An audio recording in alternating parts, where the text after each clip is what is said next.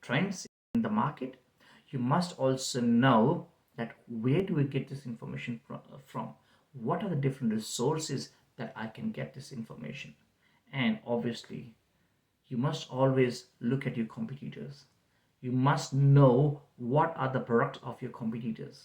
What is something very good or your strengths as compared to others, as compared to your competitors. So you do an analysis called SWOT analysis. So it's strength, weakness, S for strength, W for weakness, O for opportunities, T for threats. So what are the strengths that I have over others? What is my weakness as compared to others? What are my opportunities that I can take on and move on and take a new step or whatnot?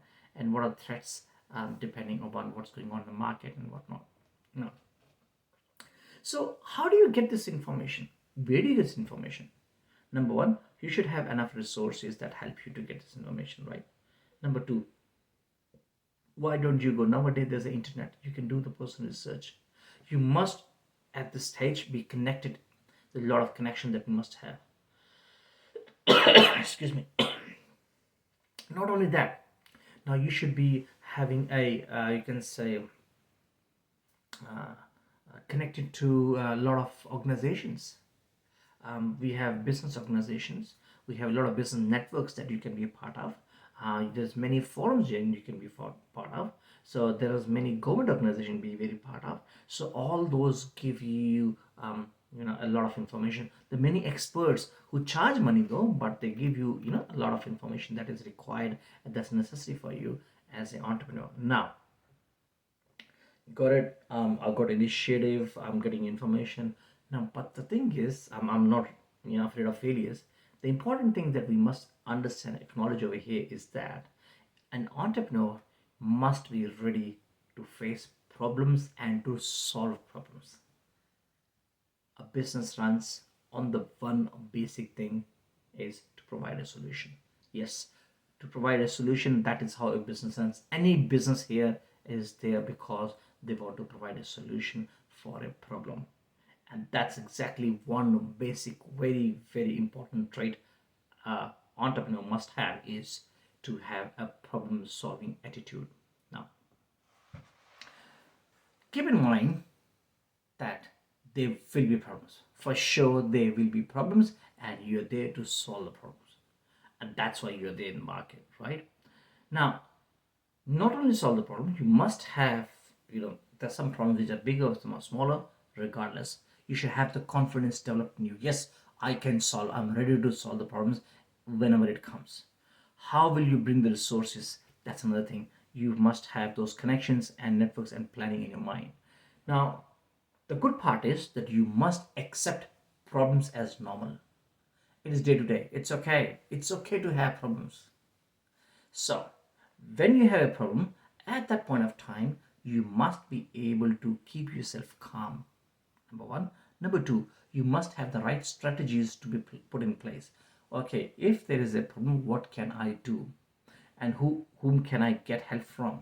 What resources will I need if I need? How will I get those resources? So all those things actually you need to make in the planning in your mind, and you should be able to execute and implement those things. Now, at times you may have to take risk while taking those decisions, right? Which is normal. And those risk which that you take may the decision that you take may have a bigger risk involved, and that may be good or bad. It may be that the decision that you're taking involves risk, and there may be an element. But having said that, as previously told you, it's okay. They must be able to take risk. Now, when we come to the next trait, which is quality assurance and monitoring. So always remember, when you're bringing something new to the market or you're doing any business, always remember it's a very, very imperative aspect or a factor that you must have a quality and sustained quality. That means if you give a product, for example, if there's a mobile, this mobile must be same from A to B to B to C. If you're having a one model of mobile, all the mobile models should be same. If a chef is making a dish, his dish must be same taste and flavor and color and whatnot. Now, I know there could be some variations. So that is where you have to see and monitor. What is monitoring? That you see if everything which I have planned in the very first place is working the same way or not. So that's called monitoring. So you must be doing the monitoring in terms of whatever your quality you have started with, or if you want to improve, why not? But try not to go down and make sure it's following the standards, requirements, and why not? Okay, now at times um, you start alone, but you have people and team going with you, so you need to actually influence others to follow what your dream is, isn't it? That becomes a bit more challenging, but that's entrepreneurs are here for, and that is why new startups come and they do get successful, and then they have a team joining them. Now, these are the qualities which I was telling you and explaining you about an entrepreneur. Now we need to understand what is the process which is called entrepreneurial process. So what is an entrepreneurial process that needs to be followed, or what are the different um, functions that we need to understand? So let's understand the entrepreneurial process. So what exactly happens is that when we want to set up a new venture or a new business, there are a few other aspects other than you. Yes, other than your wish to do, well, you need to do that, or what I qualities I told you, you need to have or develop those qualities in you before you just want to start a business. But there are other qualities too, isn't it? So you're not going to start a business just for yourself. You need to have to understanding of market. You need to see what are the rates. You need to see what are the policies. There are a lot of many things that you need to understand and see before you set up a new venture, right? Now, so in the function, both individual as well as environment are very, very important. As I said before, it is not just you. So it's an environment where you'll be working. Are you working in the family? Are you working in a corporate house? Are you working in a community center? So where are you working? Which is your area of work? So to make it simple, so let's say if a person is a qualified, let's say he's got skills, okay, he's a chef, right? So he actually has a chef, and he can make new dishes, all right, good.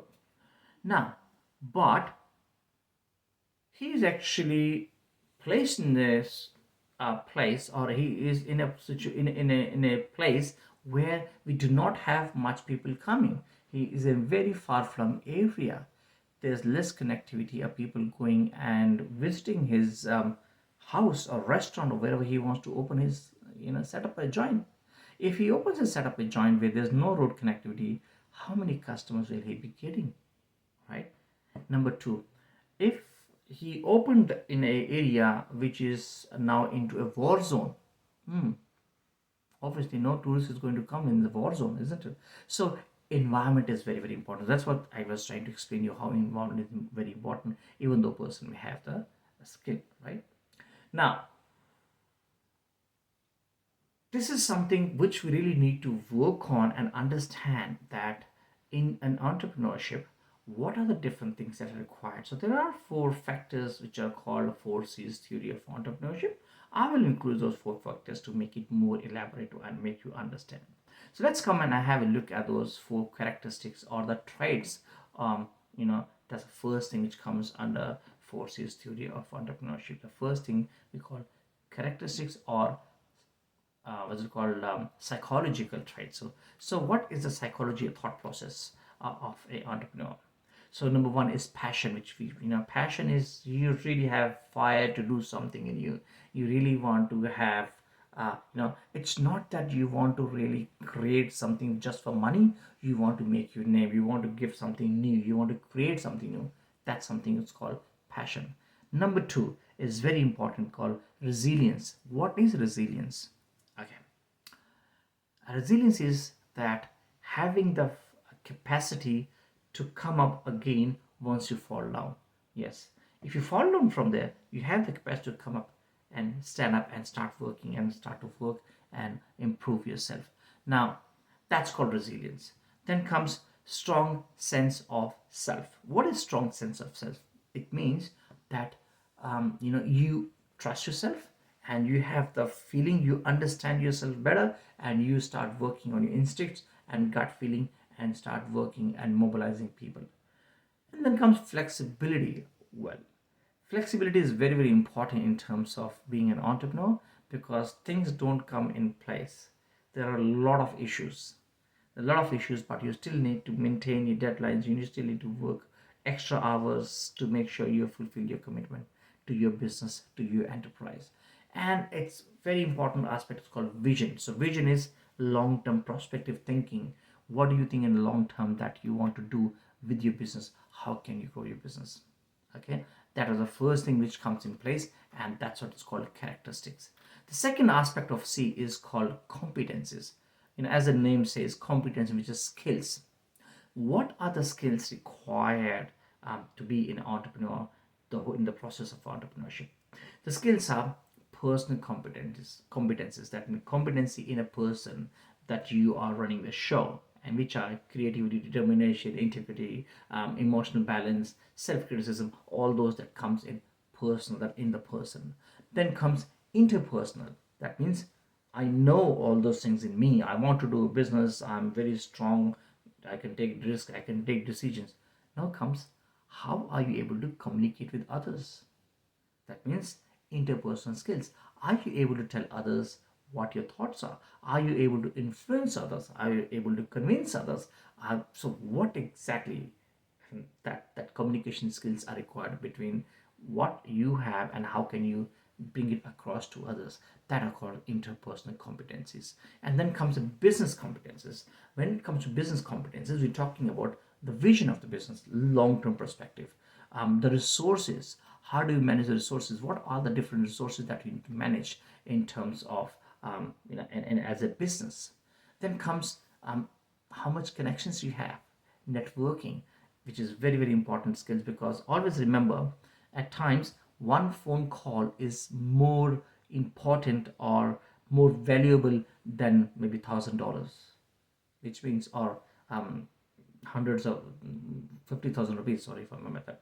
So what I'm trying to say is, sometimes a person, even if you may have 50,000 rupees, you may not be able to get this work done, as you one phone call, the right person, right time can do the thing for you. Okay. And when very last and important things in terms of business competency is called negotiating skills. So what is negotiation? That means, let's say if I want to sell this mobile, and I give the qualities of this mobile, I want to sell this mobile. I want to sell this mobile at, let's say, 2000 rupees. Now, I know this mobile as being sold as 2000 rupees. Now, this mobile selling at 2000 rupees is actually very, very important to be sold as 2000 rupees mobile. But having said that, would you be able to sell this for 2000 rupees? Then other person says, no, I want to buy 1000 rupees. There's a negotiating.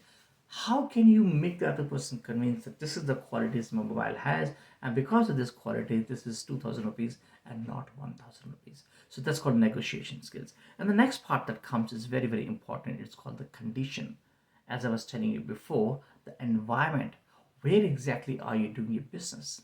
What is the conditions? What are the circumstances that are affecting the life of a person, or affecting your personal life, or affecting the environment, that really makes it tough for you to do the business, or it is supportive of you?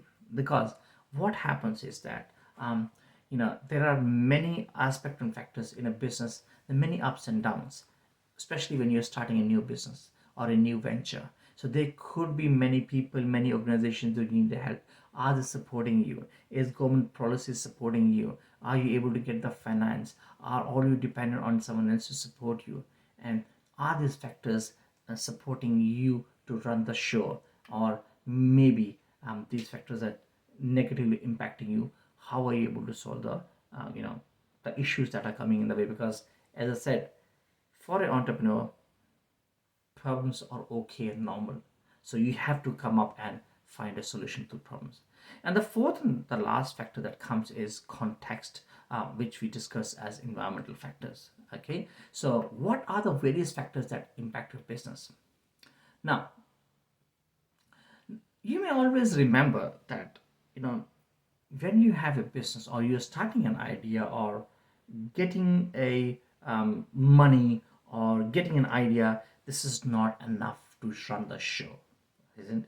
You must be ready to accept the challenges and keep uh, persistently pushing. This is what I want, and this is what is my idea, and this is what is going to impact and how it's going to make a difference. And when you have this pursuance or persistence to make sure that you want to bring up your idea into the market, you are